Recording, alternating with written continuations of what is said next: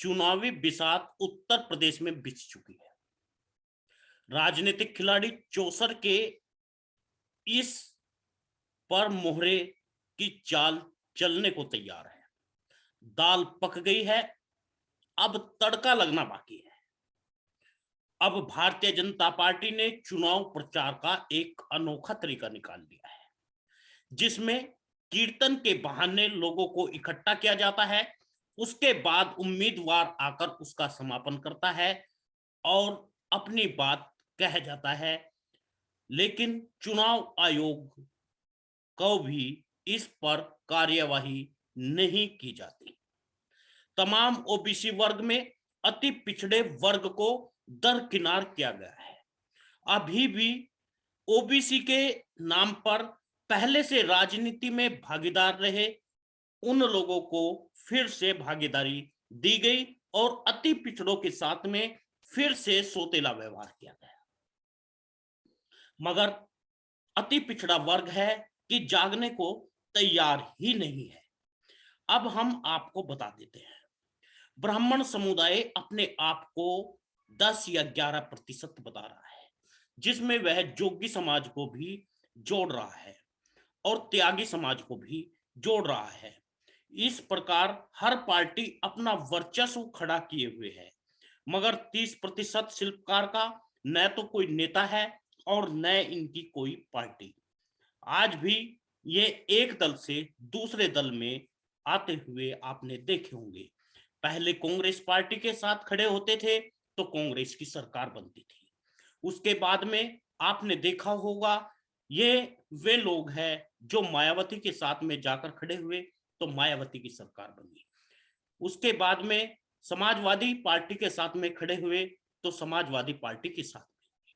अब यही लोग भारतीय जनता पार्टी के साथ में 2017 में थे और भारतीय जनता पार्टी रिकॉर्ड मतों से अपनी सरकार बनाई।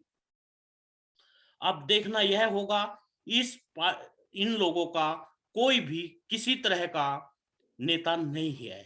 आपने देखा होगा दलितों की नेता मायावती, दलितों का नेता चंद्रशेखर, और इसी तरह मूल अगर बात हम करें भारतीय जनता पार्टी ब्राह्मण और बनिया और राजपूत का नेतृत्व करती हुई आपने देखी होगी।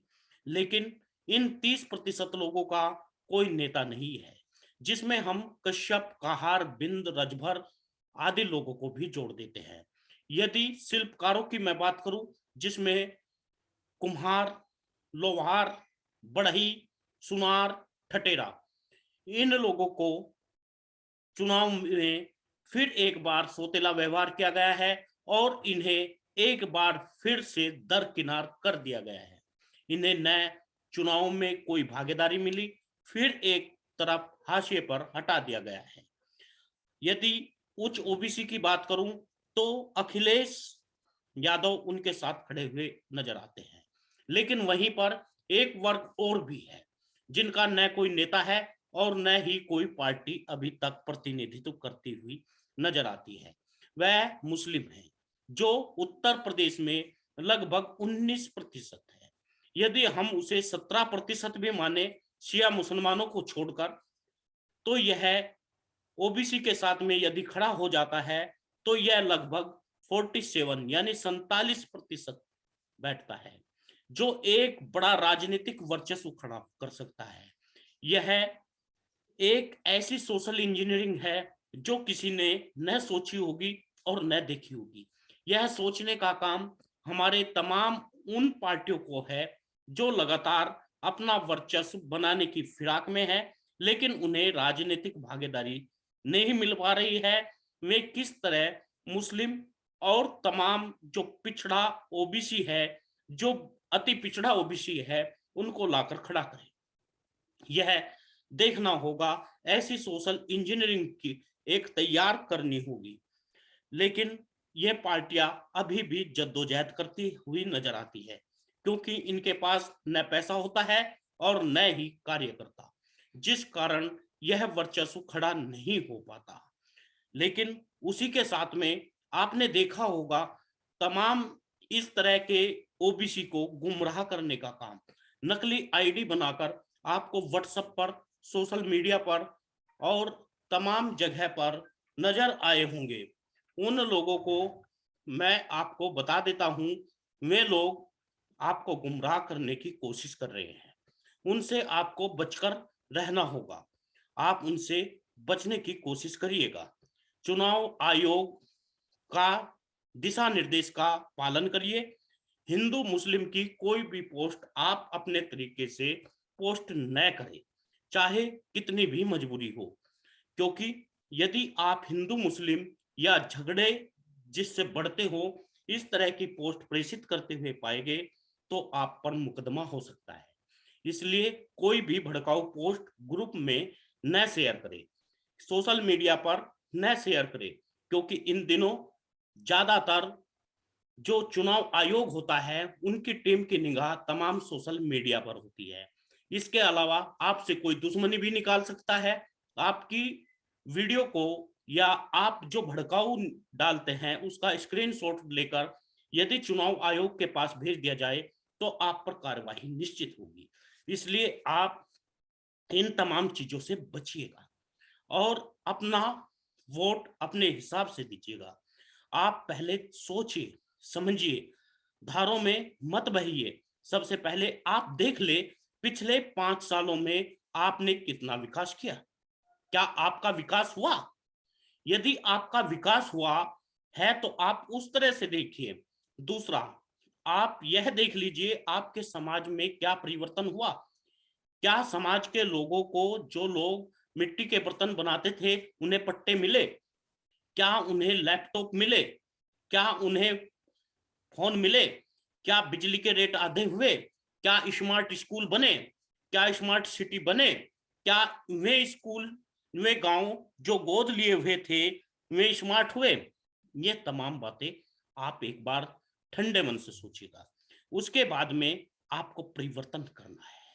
परिवर्तन की जब परिवर्तन की हवा चलती है, सबसे पहले मीडिया में आपको परिवर्तन देखने को अवश्य मिलेगा। उसके बाद आप देखना नेताओं की परिवर्तन दशा किधर है। जैसे ही नेताओं की परिवर्तन दशा होती है, इसका अर्थ यह होता है कि अब बड़ा परिवर्तन होने वाला है। तमाम बातें सोच ले।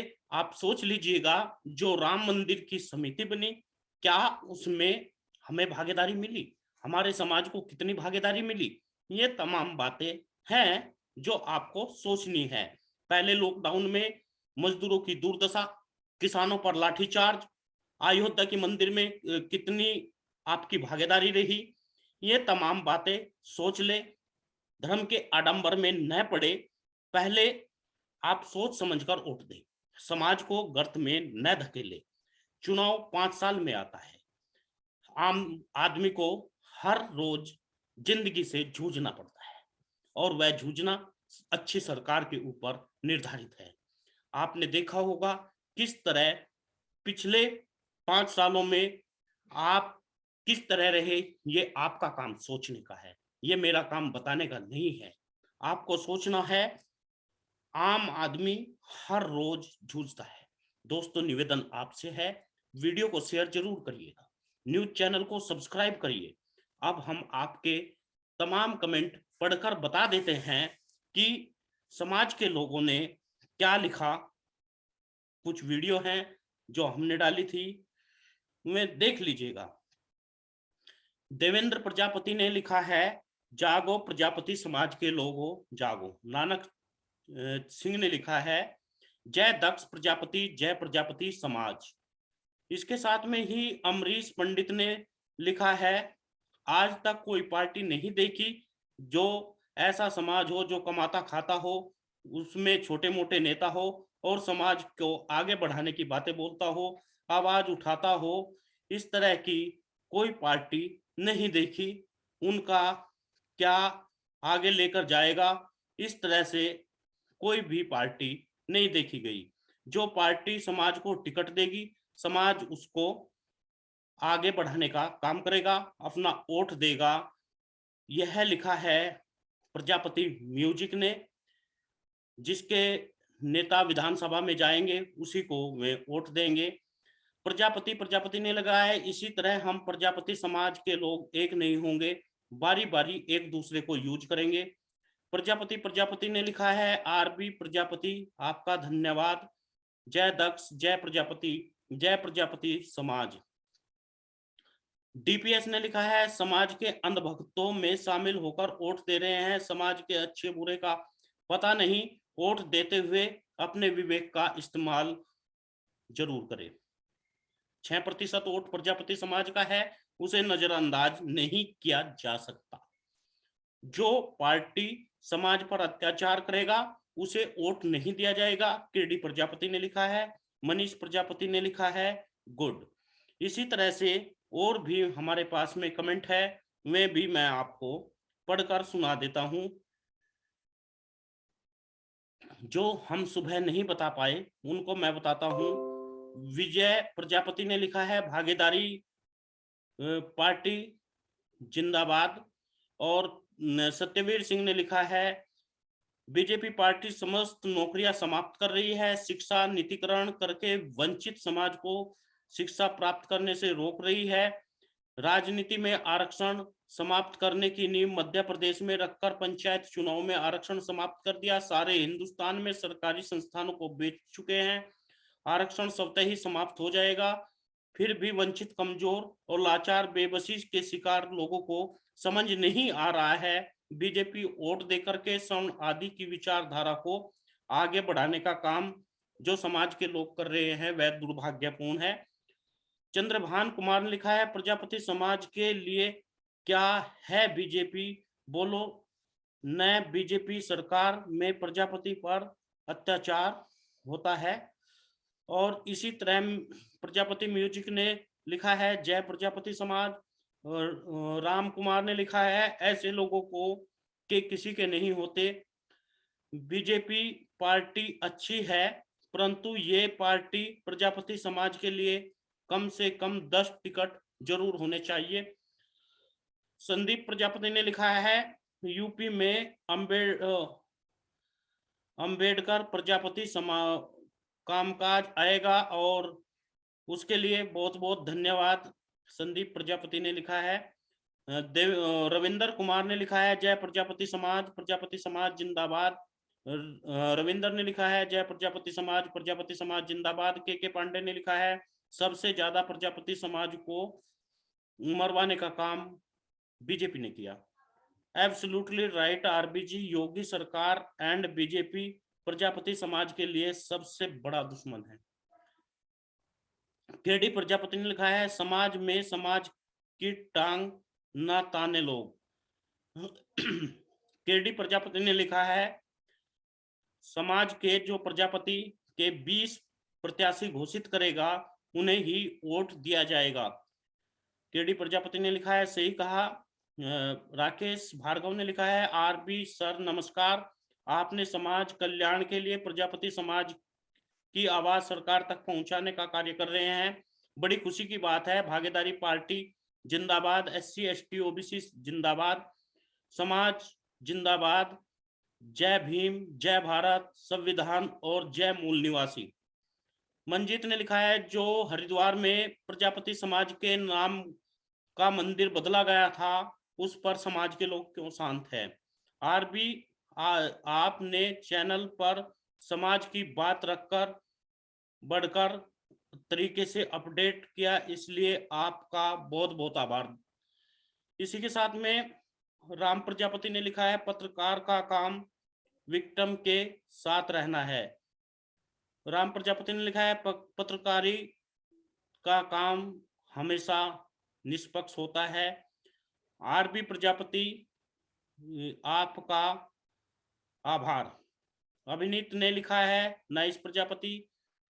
शिव सिंह यादव ने लिखा है, सही कहा सर आपने, जय प्रजापति समाज, जय दक्ष प्रजापति, जातिवाद अपने जाति ब्रजेश प्रजापति, एक शोर में बोलो जय प्रजापति। सोनू राजा ने लिखा है, गुड। और प्रजापति ने लिखा है, सुंदर। कालू प्रजापति ने लिखा है, खिला देवी कुराली राजस्थान। नानक सिंह ने लिखा है, जय दक्ष प्रजापति। प्रजापति समाज जिंदाबाद। प्रजापति जी ने लिखा है डीपीएन लाइव न्यूज निष्पक्ष खबर देता है, बिकाऊ चैनल नहीं है। आपका बहुत बहुत आभार। आरबी प्रजापति, हम आपके विचारों से सहमत है, धर्मेंद्र ने लिखा है। धर्मेंद्र सिंह, जिला बिजनौर, विधानसभा चांदपुर। अपना धर्मेंद्र प्रजापति, भारतीय जनता पार्टी के पूर्व मंडल जय अध्यक्ष। प्रवेश प्रजापति ने लिखा है कौन पार्टी समाज को ज्यादा टिकट दे रही है, कितना है बताते रहिए। अमरीश ने लिखा है पंडित ने आपको सादर प्रणाम, आज तक इस समाज को कोई साथ नहीं देता है। समाज के लोगों को जागरूक होना बहुत जरूरी है, क्योंकि पार्टी दल जो भी है दिखाने का काम नहीं करता। जागो प्रजापति जागो, आप जो आवाज उठाते हैं उसके लिए आपका बहुत बहुत आभार। हम सभी लोग आपके साथ हैं, आगे रहेंगे। जय हिंद, जय प्रजापति। प्रजापति समाज अपने अंदर अहंकार घमंड भुलाकर एकजुट हो जाना चाहिए, प्रजापति ने लिखा है। प्रेमचंद ने लिखा है प्रजापति समाज को मुस्लिमों की तरह कुछ सीख लेनी चाहिए। हरिओम ने लिखा है वेरी नाइस, जय प्रजापति। प्रजापति समाज जिंदाबाद, भागीदारी पार्टी जिंदाबाद। बीजेपी सरकार में प्रजापति समाज पर ज्यादा अत्याय हुई, प्रजापति समाज की कम से कम 15 से 20 टिकट मिलना चाहिए। इसी तरह जय हो प्रजापति लिखा है प्रहलाद प्रजापति ने, भक्ति सागर ने और मनीष प्रजापति ने। जय प्रजापति समाज, मनीष प्रजापति ने गुड, और रमेश भाई प्रजापति ने लिखा है जय प्रजापति। इन तमाम लोगों का आभार, इन्होंने हमारे न्यूज चैनल पर अपने कमेंट दिए। कल फिर हम इसी समय आपको बताएंगे नई खबर और विश्लेषण करेंगे। तब तक के लिए